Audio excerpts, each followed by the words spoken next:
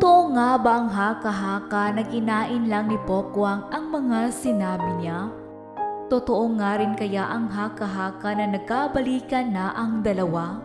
Matatandaan na naging maanghang ang mga salitang binitawan ng komedyanteng si Pokwang patungkol sa dating kinakasama na si Lee O'Brien. Ayon nga sa comedian actress ay nagising na lang umano ito sa katotohanan na 6 na taon na daw niyang palamunin at 5 taon na walang child support ang dati nitong kinakasama na si Lee O'Brien. Paglilinaw pa ni Pokwang, hindi siya iniwan ni Lee at sa halip ay pinaalis daw niya ito sa kanyang bahay.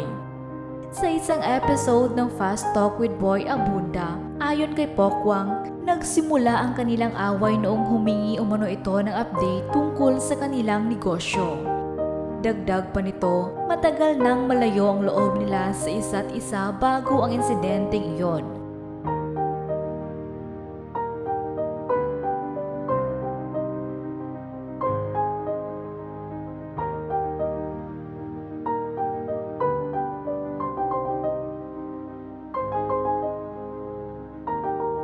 Base sa pagtrato ni Lee sa kanya, sinabi ni Pokwang na hindi niya naramdaman na mahal siya nito.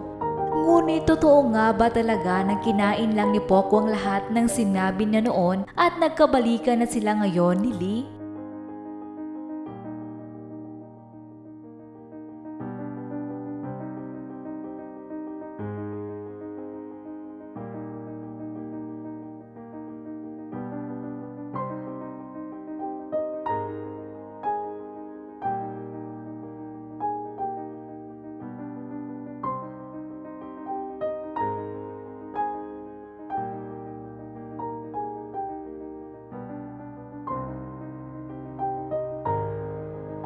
Usap-usapan nga ngayon sa social media ang muling pag-uusap ni Pokwang at dati nitong partner na si Lee O'Brien. Makikita nga sa video na ito ang malambing na pamamaalam ng anak ni Pokwang na si Malia sa kanya para makabanding ang kanyang ama.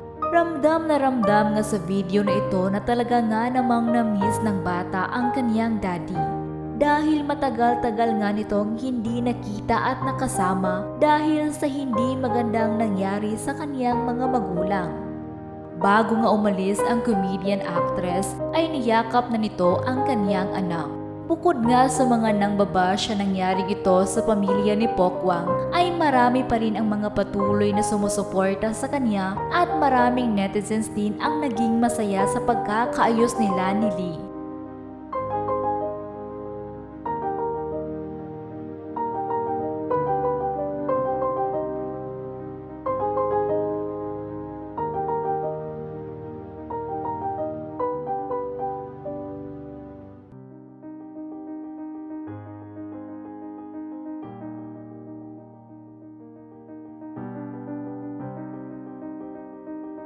Matatandaan nga noong July 8, 2022, kinumpirma ng entertainment columnist na si OG Diaz sa kanyang vlog na hiwalay na sila Pokwang at Lee noon pang November 2021. Sa social media post ni Pokwang noong July 10, 2022, nanggaling na mismo kay Pokwang na 7 buwan na nga silang hiwalay ni Lee. Sabi pa ni Pokwang, nananatili silang co-parents sa 4 years old daughter nilang si Malia.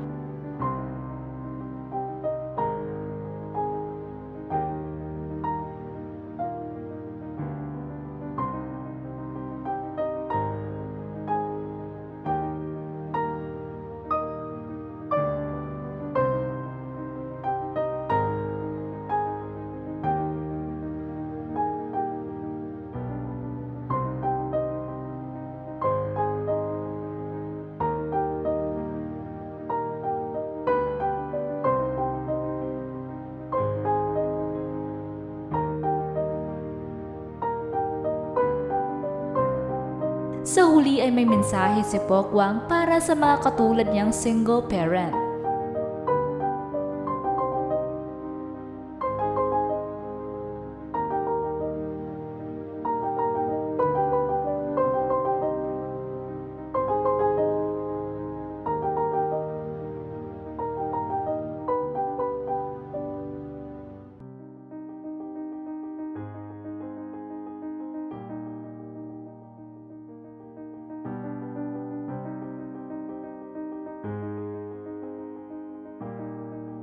Matatandaan na taong 2015 nagkakilala sina Pokwang at Lee sa shooting ng pelikulang EDSA Woolworth sa Amerika.